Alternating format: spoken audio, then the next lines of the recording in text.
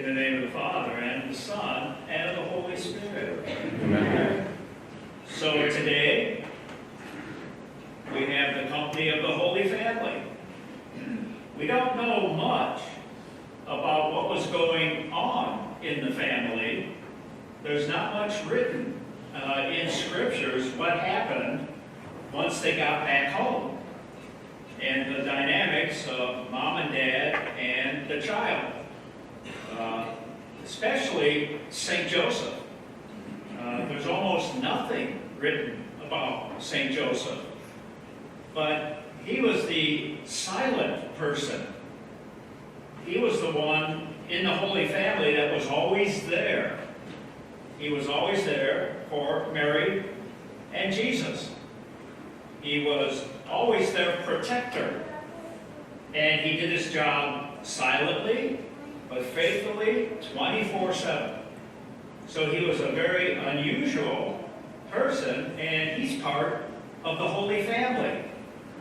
And he takes good care of Jesus and Mary. And today we get a little snippet of the history of the beginning of Jesus coming and going public as the one sent by God, the Messiah.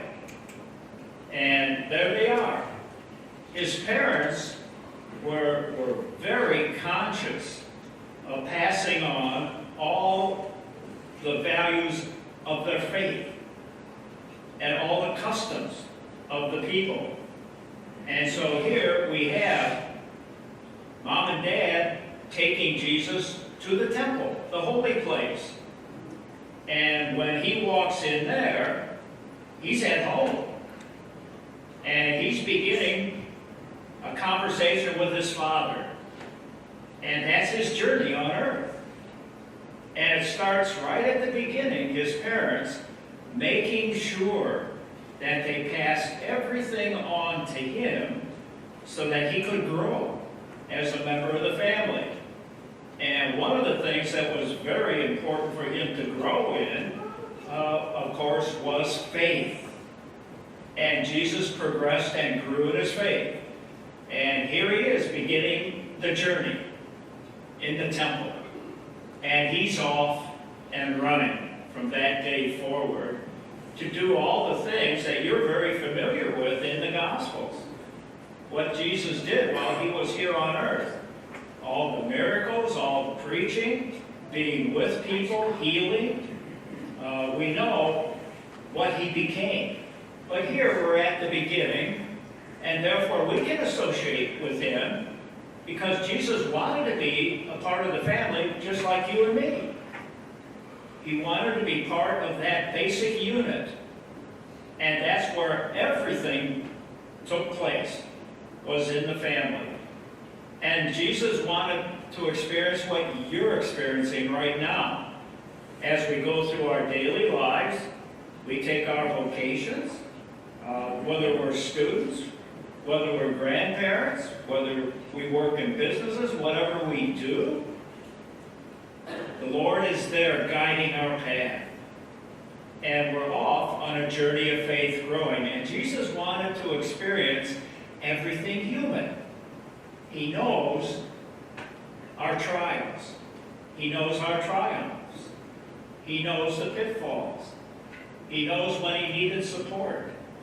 So Jesus really wanted to be truly human and learn and grow. And mom and dad were the key people in bringing him along and making sure that he was put in a successful position that he would be able to grow on every level, including his faith. So there's a story about last September about a mom who walked her daughter to her first day of the second grade.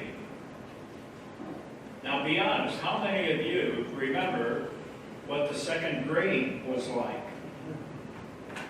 I don't remember a darn thing. But those were big days. When you were a little kid, the first day you hopped on, maybe it was a yellow bus, all right, the Eagle yellow bus, coming to take you to, the the trials of the day at school. And there they are. At the second grade, successful in the first grade, and the little kid is on the journey.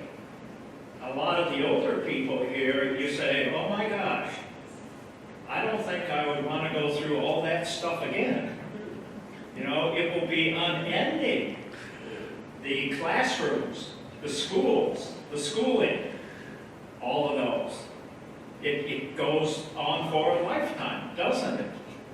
Well, here we are at the second grade, and Mom takes the daughter, and that evening an interesting thing happened back home after the first day in the second grade.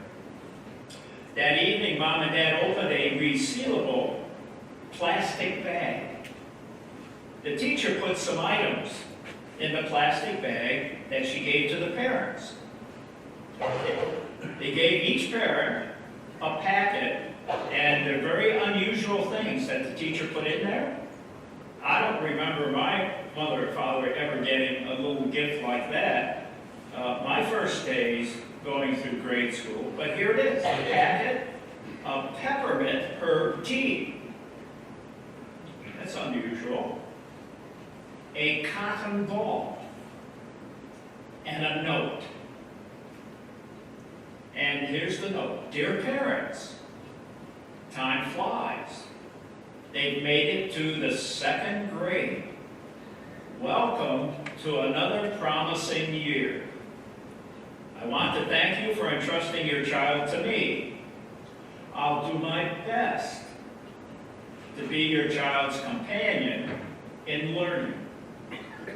After you take a deep breath and wipe your tears, make yourself a nice warm cup of tea. There's the peppermint herb tea that the parents were given. Then put your feet up and relax. Make yourself that tea and then pick up the cotton ball. The softness will help you to recall the gentle spirit of your child. I will work alongside you this year to help your child grow. Sincerely, Mrs. M. Two parents had no doubt that their daughter would have an extraordinary year in the second grade. Being a parent or a teacher is an extraordinary trust. To accompany a child on his or her journey to adulthood requires total sacrifice and patience. Every parent knows they pray constantly for patience and tenacity and sticking with it. Because to raise a child is an experience both of incredible joy and devastating heartbreak. But as most parents and teachers will tell you, there is nothing more fulfilling than being a mom or a dad or a teacher. Mrs. M understands the vocation of parenthood and realizes the role that all of us play in creating a nurturing, affirming environment for children to learn and grow. Today's solemnity of the presentation of the Lord in the Gospel, celebrated 40 days after Jesus' birth, celebrates the challenges and joys of the family. We all have such hopes and dreams for our children, and we all know too well that life can be cruel to dreams and that fragile hopes are easily shattered. And we want to protect our sons and daughters from such realities. We want the best for our children. We're willing to move any mountain, to slay any dragon for them. Joseph and Mary confront the same hopes of every parent and the fears in today's gospel. But the most important dream we can dream for them the most important gift we can give them is this: faith in the God who made them. Faith in the God who loves them.